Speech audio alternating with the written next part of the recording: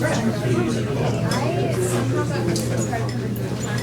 hi everybody. Let's get started. Sriram is gone today. He is over in Europe giving a conference talk, so you're stuck with me. I'm Joe. I'm the guy who's been inflicting all of the course software on you. How is the personal time testing assignment going?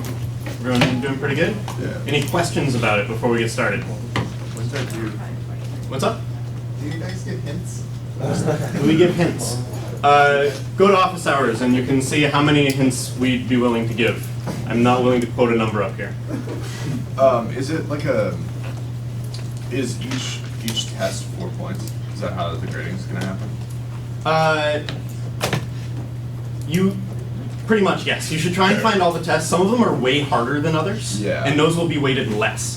Ah, there we go. Because some of there are in particular a couple tests that are particularly devious. We encourage you to try and find them all, but they're kind of hard to find. Could you tell us which ones are particularly devious? The ones you can't figure out are particularly devious. Like how many? Like 5? Like I'm just trying to get a ballpark. At least 3. Okay. You definitely should only have trouble with about 10. Yeah. Alright, that makes sense.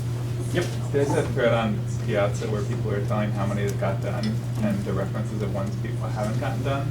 Like 3 or 4 that each person mentioned is probably a good guide. Cool. Okay. Any other questions?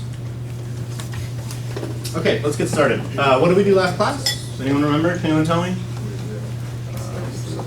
Expercy? What do we do with expercies? Functions. Right, we implemented functions, and we implemented functions by taking identifiers and substituting values for them, right? We implemented an interpreter that had functions in it, and our evaluation model was substitution of values for identifiers, right? Can anyone remind me what the case we had in our interpreter was for the identifier case? So the case where we had something like IDC of X in our interpreter, what went here? Error, right? This was a big fat error for unbound identifier. Now, does that strike anyone as a little odd? We added this expression to our language just so that our interpreter could throw errors when it sees it. Now we have this subs thing, and subs is this perfectly fine thing on its own. It's perfectly reasonable to want to substitute something for an identifier. But when I see identifiers in programs that I write, I don't think, oh, that's going to get substituted with some other expression or value at some point before I get to it. I usually think of it as that identifier is going to get looked up when I need to evaluate it. So already we've implemented this interpreter where we're sort of violating at least one intuition that I think we all have about how identifiers work in programs. So I'm going to write that down as number 1, something that makes me uncomfortable about substitution. So it violates intuition about looking something up.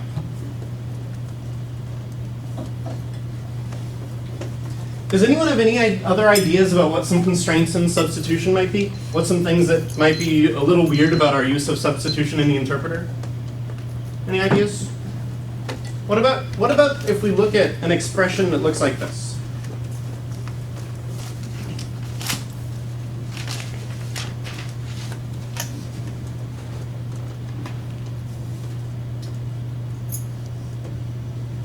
So here's a function definition, and here's some uses of it. What's going to happen when we go to substitute when we apply f to 2? Well, we're going to go into the body of f. We're going to look at this expression plus big expression 3. We're going to say, okay, well, is this big expression the identifier x? No. Okay. Is 3 the identifier x? No. Okay. Let's go into this big expression. Is this expression the identifier x? No. Okay. Is 2 the identifier x? No. So we're going to go all the way through this expression just to find this x to substitute. And we have to look at every expression along the way, and then we're going to go into the expression, call interp on it, and walk the whole expression again. Does everybody see sort of that we're doing some extra work here that feels a little odd?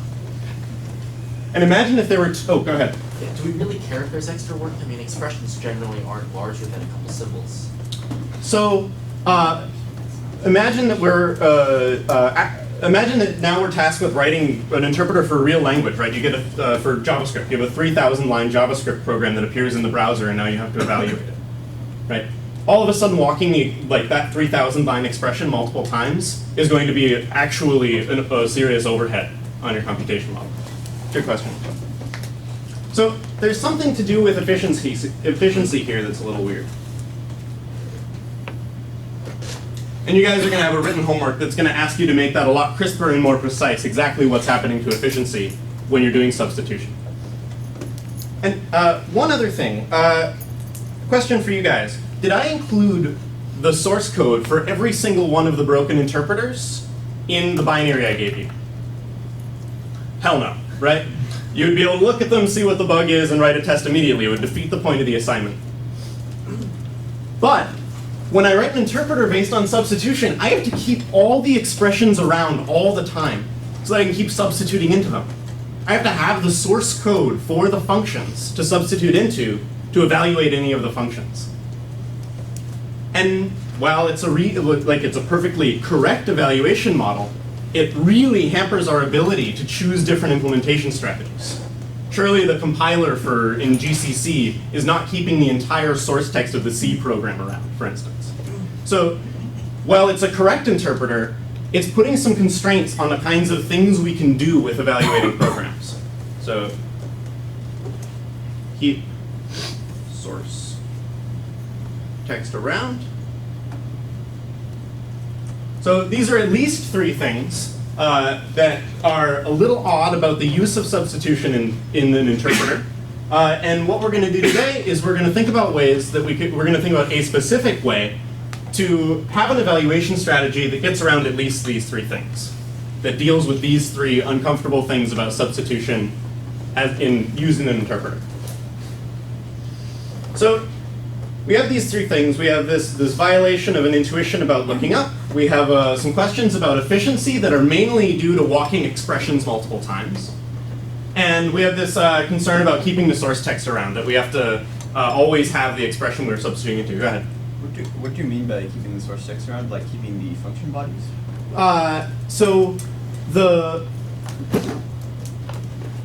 Or like keeping multiple copies? And always having an expression to substitute into. So the fact that the evaluation is defined in terms of rewriting the string that is your source program, right? So it's perfectly reasonable to actually keep source text around for like debugging reasons and things like that. But the fact that we're using it as our evaluation model is what's a little weird. We're like rewriting strings to take steps, which is the uncomfortable thing about it. Okay. And for reasons like I want to be able to distribute binaries that don't have the source code in them. But since it's interpreted, you still need to be able to. Right, an interpreter. So let's push forward and we'll see what I'm getting at here. Okay. So at least to address the efficiency point and this intuition about looking up, it would be nice if when we did a function application and we were going to do a substitution, we somehow didn't do it right away. We stored the information we needed from the function application so that we could use it when we get to identifiers and look up that information later. So the general idea that we're going to work through today is the notion of taking a substitution and deferring it.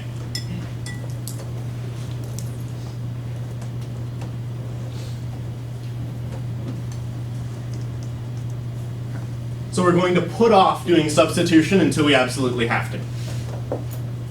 Does anybody remember the type signature of subst from yesterday? Because we're going to start looking at what subst did and then build up our data structure for doing this from there. So subst was, what did subst take as arguments? Anybody? What for and in? What for and in. So what was well, depending on if you were looking at the notes, what was either a number or an expercy? In class today, we're going to choose the number case. Sriram promised you that he'd get to the case where it was an expercy in November. We're not going to get to that today. So we're just going to talk about substituting numbers, answers in. What was and the second thing was for. What's for? What kind of thing is for? Symbol. So that's the identifier we're substituting for. And what was the third thing? The expression to substitute into, right. and it produced a new expression. So there's three pieces here, so 1, 2, and 3, that we have when we're doing the substitution. Do we need to keep track of one? Do we need to keep track of the number that we wanted to substitute in if we want to save the substitution information for later? Yeah. And do we need to keep track of the identifier we wanted to substitute it for? Nah. And do we need to keep track of the whole expression that we wanted to substitute it into? Not as clear. It would be nice if we didn't have to. I mean, some of the information that we didn't want to have to keep. So I'm going to see if, let's see if we can get away with just keeping track of the identifiers that we wanted to substitute for and the values that we wanted to put there. Okay? So I'm going to write it in the other order now as a mapping from symbol to number. So we need this, we need this. We're not going to keep track of that. And this mapping from symbol to number, a mapping from an identifier to the value that it's going to be substituted for when we get to the deferred substitution, we're going to call a binding.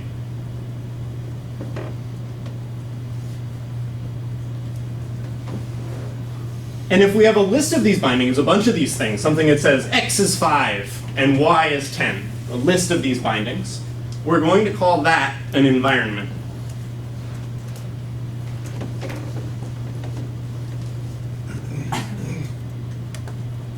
And that's going to be our data structure for deferred substitution. So now we know the kind of thing we want in sort of English and mathy symbols, but we need to define a representation of it. We need something in Racket that we can use to hold on to structures of this type. So let's build that, and then we'll be able to talk about how we want to change our interpreter to use these things.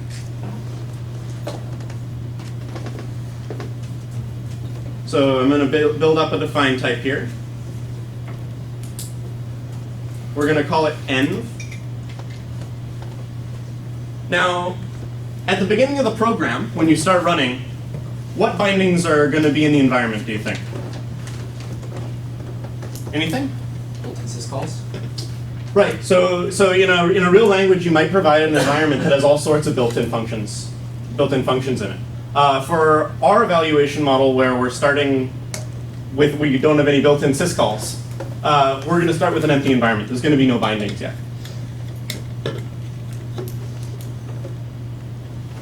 But you're absolutely right. For instance, Racket has a very interesting initial environment. When you put #PLAI at the top of the file, there are a lot of things in the initial environment that you get.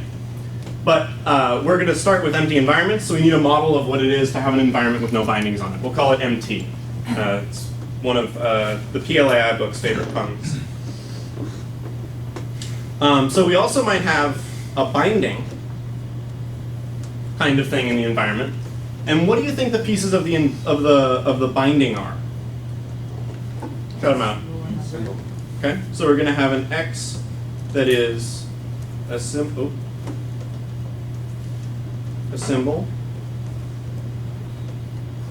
and an N. Oop, I think I need a question mark there.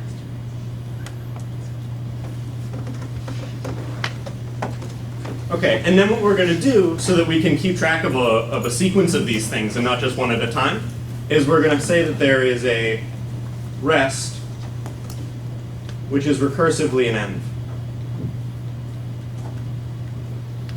So the environment might be completely empty, or it might have a binding which maps a symbol to a number, and then some more bindings, some more environment. In natural language, would this be a hash table instead of a list? That's a really interesting question, and it has to do with choices in if you choose a mutable structure or an immutable structure, and what order. Think about what happens when you bind the same identifier a couple times. So we'll get to an example like that later. So there actually are interesting choices to make in how you pick to represent this. And we're choosing this to illustrate a point. Good question. Okay, so now we have this thing called env. And so we should be able to write a new, a question. It seems like, based on where this seems to be going, you might have, if you just make this binding instead of substituting, you have this problem where if you have like an unbound identifier in a function body, it might get bound to something outside of itself. Oh, it'll be fine. It'll be fine. That's a great question. We'll get to resolving exactly what you need to do to either run into that or not run into that. But for now, let's start writing our interpreter that's going to use this set of deferred substitutions instead of doing substitution every time it sees a function call. So I'm going to start writing the type up here. So we're going to, as always, take the expression that we want to evaluate. We're still taking the list of FDs. And now we're also going to take the environment, the deferred substitutions, as an argument. So whenever you evaluate something, you evaluate it with in the context of some current environment that has some bindings in it. And it's still going to produce a number. We're still going with the same representation of answers. So let's start to build this up. We have define interp e fds, and I'll call it n. And we're going to start matching. What happens in the num_c case? I'm pretty sure this has been unchanged for like a week and a half now. Just n, right? Now, for the +c case, we still have an L and an R. We're still going to do plus. Does +c change the environment at all? No, right? The environment in the left-hand side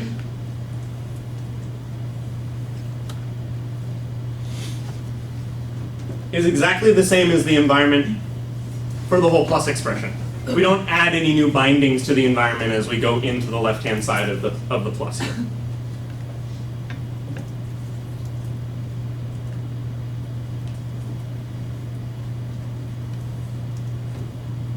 Okay. And of course, molt_c is boring again. It's the same thing as +c. So then we get to the cases that we really care about. We have IDC of x and AppC of f and a. So just like last time, we're going to start with AppC because it's going to help us figure out what IDC is supposed to look like. And I'm going to get started with AppC by doing the same local define we had earlier.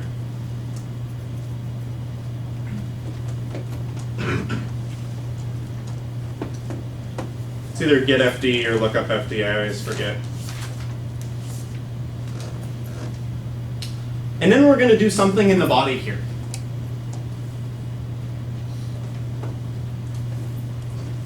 I think what I'm going to do is have you guys try and figure out what should go in the body of AppC for a few minutes. Talk to your partner, talk to the person next to you, and then we'll come back and work through it together.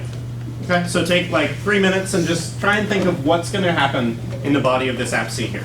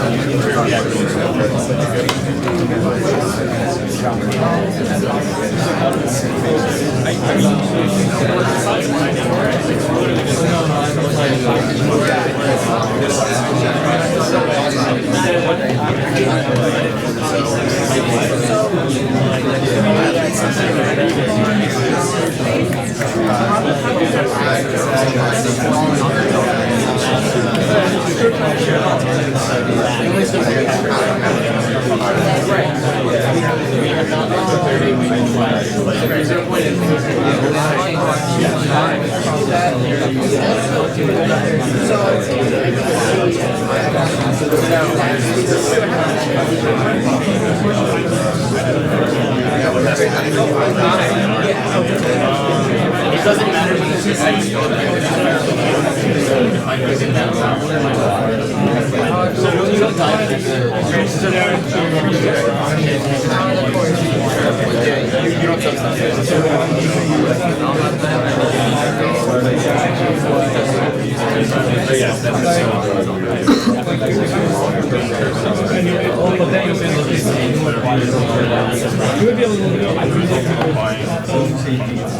Okay, does anybody have an answer they can get me started with writing this down?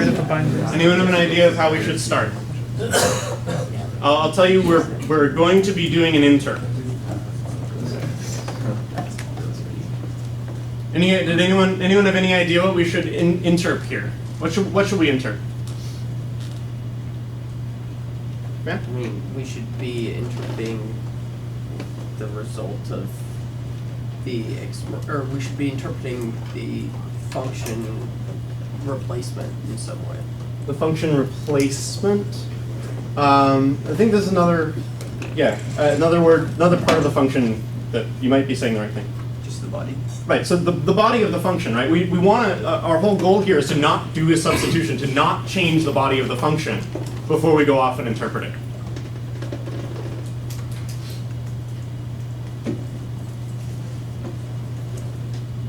Okay. So we're calling interp, and so this is an expression. So we give it the first argument. Does the list of function definitions change when we do this function call? No. Okay, so still FDs getting past here. And now we need to give interp some new environment. We need to give it an environment that's going to do the right thing. What are we going to put here? Probably a binding, right? Okay. So we're going to need a binding. What identifier are we binding?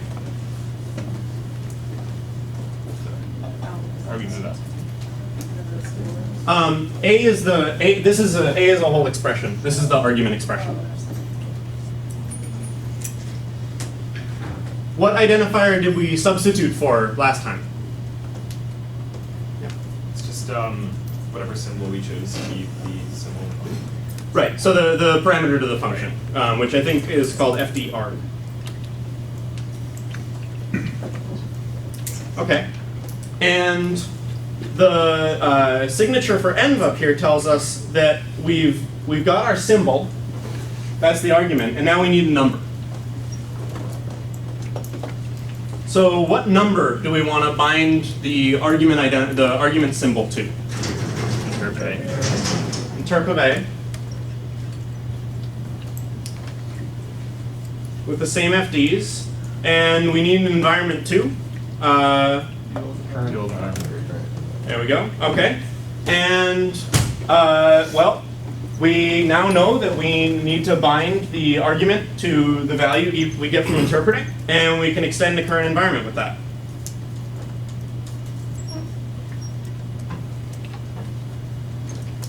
So now we're going to end up with an environment when we go into the body that's going to record the fact that the argument was sort of supposed to be substituted for this value. And when we see the identifier later, we're going to be able to use that information. We're going to be able to, in particular, look up the identifier. So I'm going to put that as the case for IDC for now. We'll just look up X and N. And that makes it so all we have to do is come up with a reasonable definition of lookup. And we'll be able to get our deferred substitution to work. So let's scroll down a little bit here and have figure out at least what the signature of lookup should be. Just from that definition up there, what's the signature of lookup? Symbol and environment. Perfect.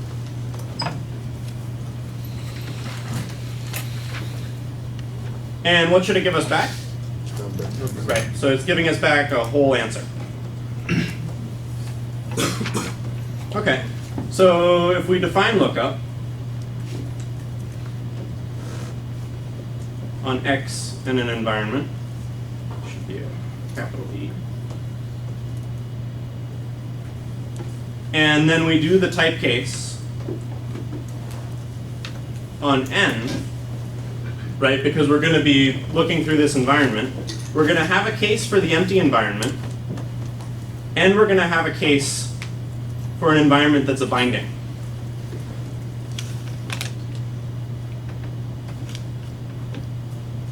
What should we do if the environment's empty? Error. Right.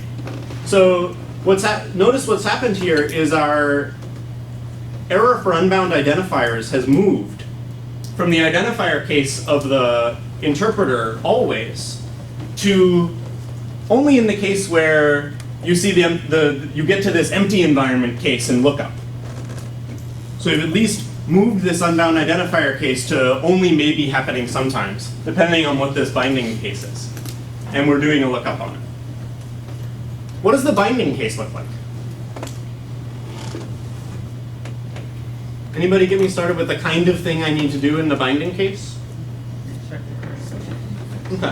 What should I use to check? Just get me started. If you can.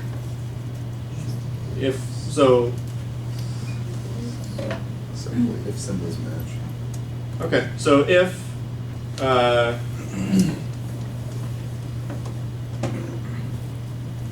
and let's rename this to y, so we don't have the variable shadowing problem that we'll talk about fixing in our own language in a minute. And so we're going to ask if x and y are the same symbol. And what should we do if they are the same symbol? Return n. And what do we do otherwise? Recursive call, right? Just your basic structural recursion.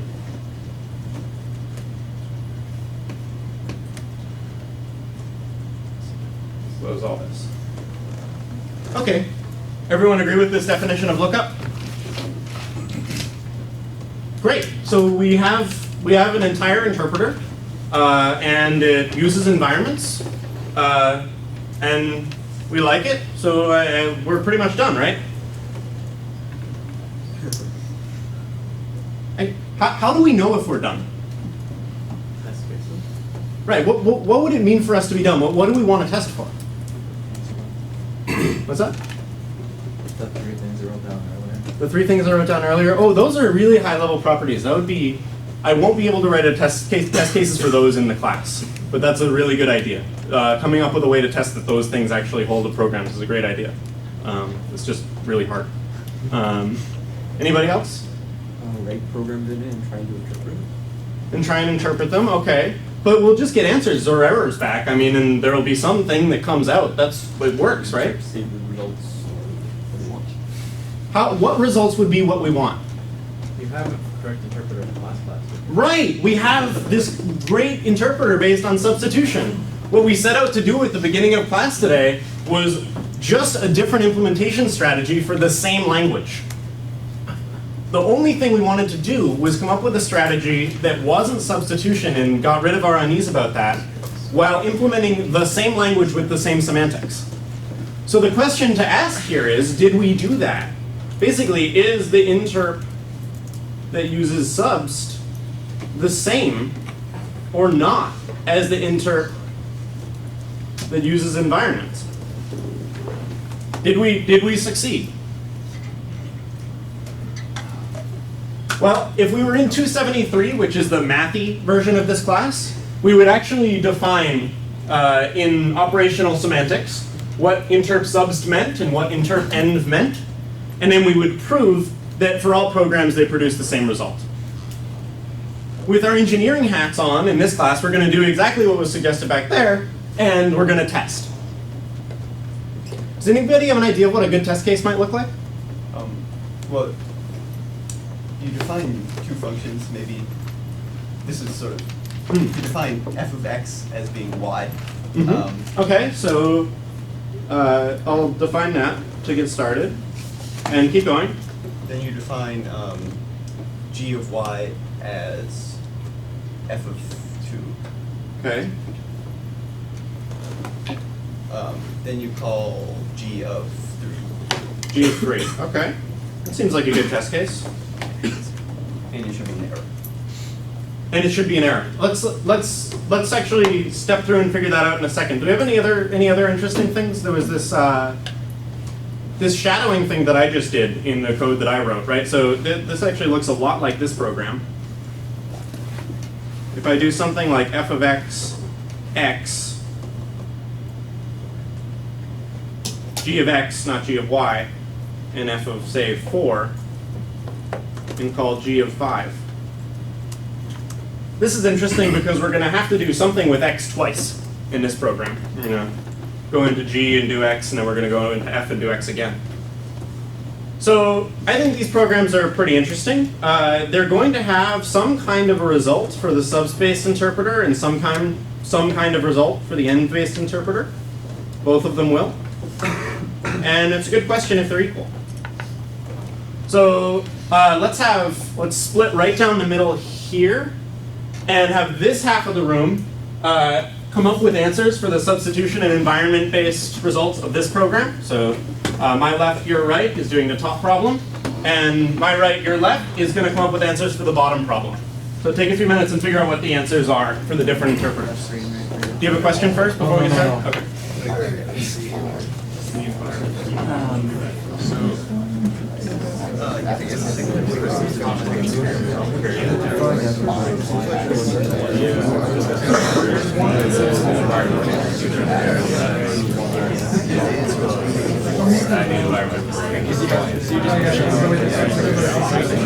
Yeah.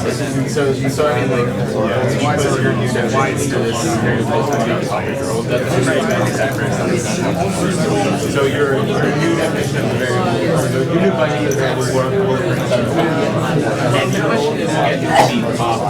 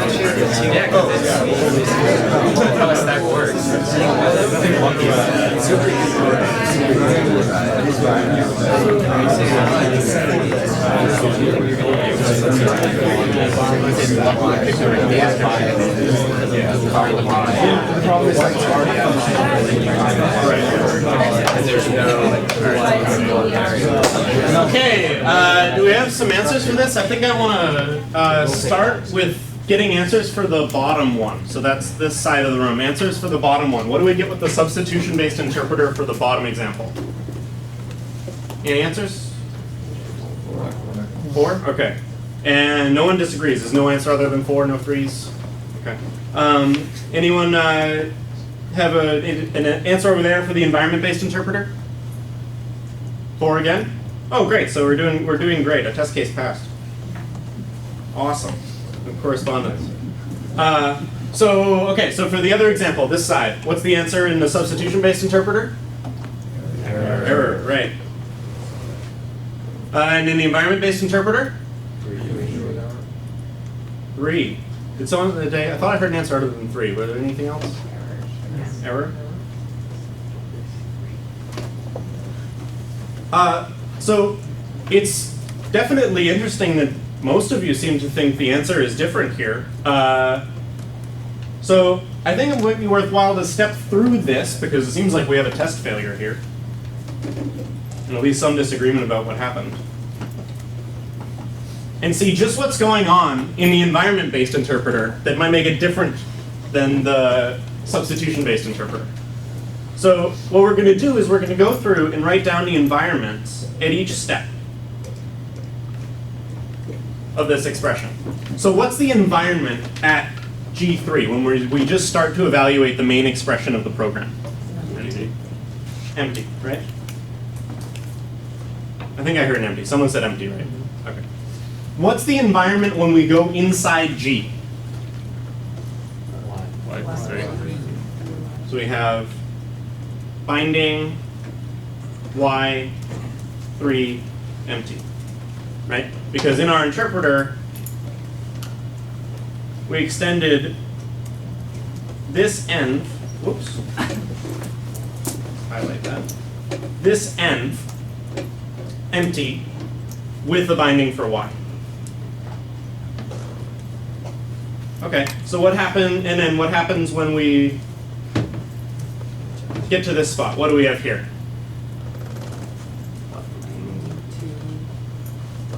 Or x2. X2, Binding y3. right.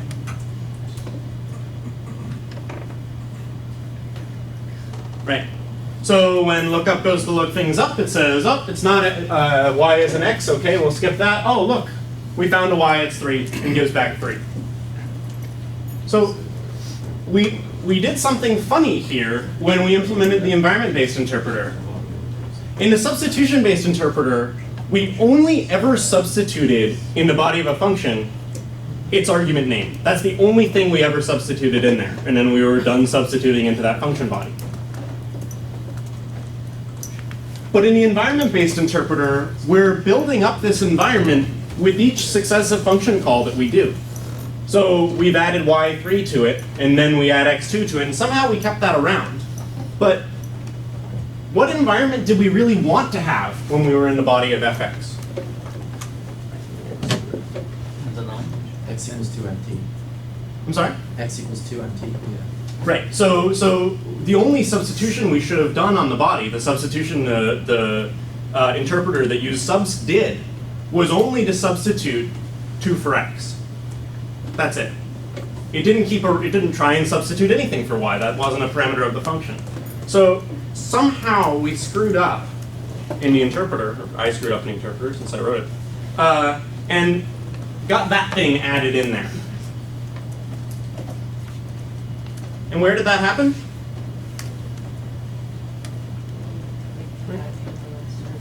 Yeah, so this env somehow stuck around. We kept track of an old substitution and kept it around with us.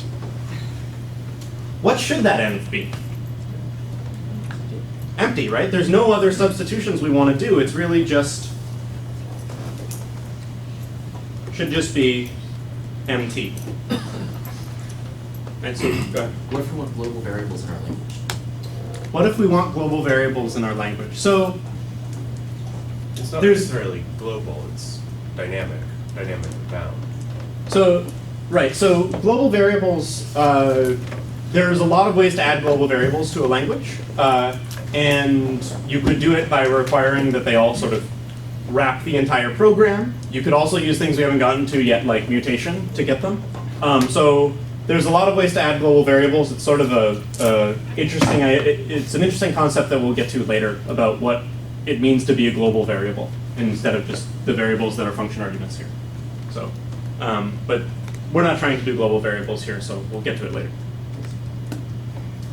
Okay, so we want to start with the empty environment when we do our deferred substitutions in function bodies, because the only substitution we wanted to do was on the function's argument. So the difference between sort of interpenv and the fixed interpenv we had has a name. So if we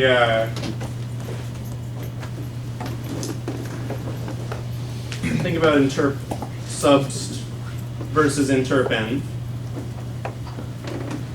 Interp subst had what we call lexical scope. Some people also call it static scope.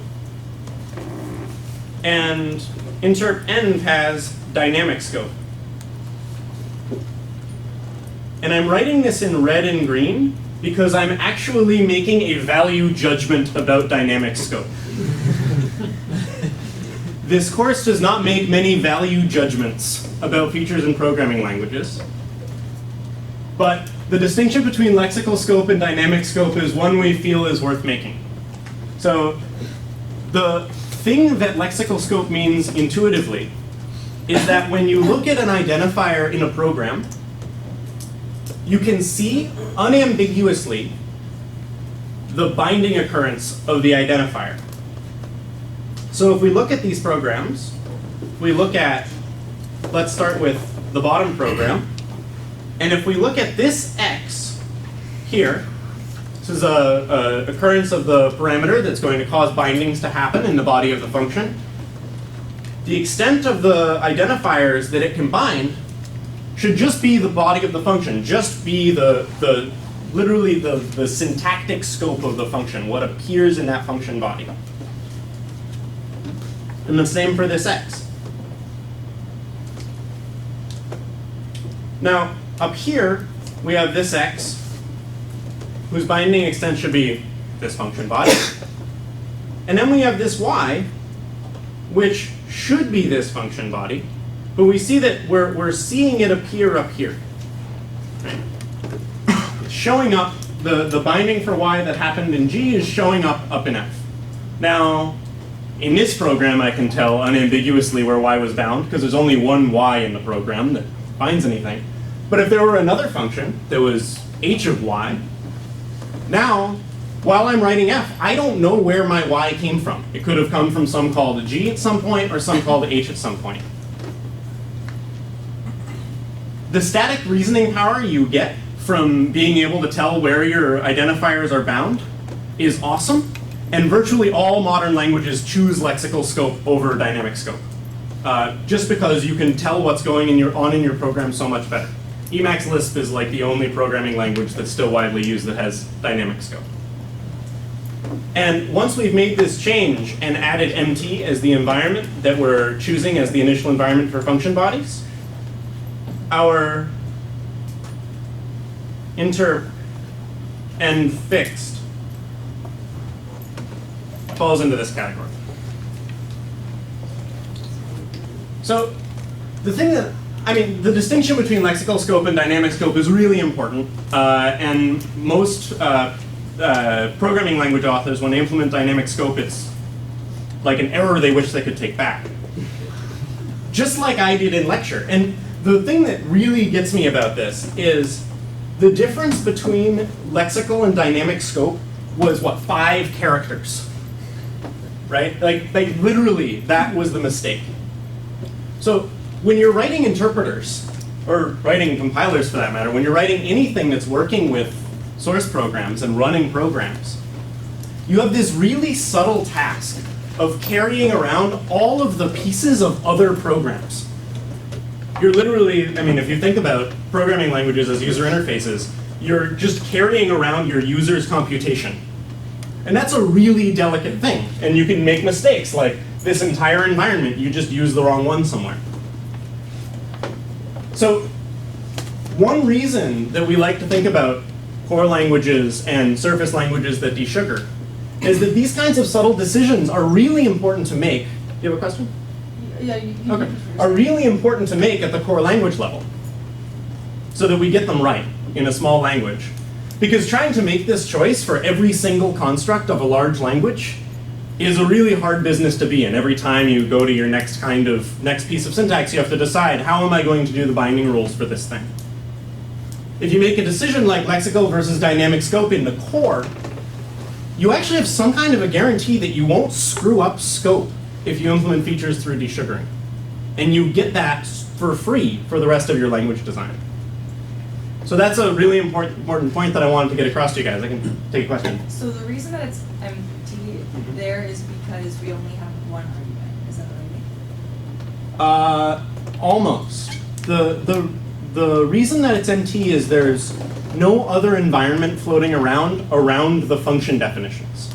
So there's this list of function definitions, and they're just sitting there with no default bindings. If they had several arguments, like if they had 2 arguments, say, what we would and say it was FDR1 and FDR2, what would this look like? Well, it would say binding FDR1 of FD, interp the first A1, say, and then binding FDR2 of FD, interp A2, but it would still be empty in the base case. You just bind 2 things. So on Friday, Srirom's going to talk about, these are first order functions. Srirom's going to talk about first class functions, where we'll have more interesting initial environments for functions. Is there another question? Okay, so actually that's all I have for you guys today, so if there's any more questions, please ask, otherwise we'll just end a few minutes early.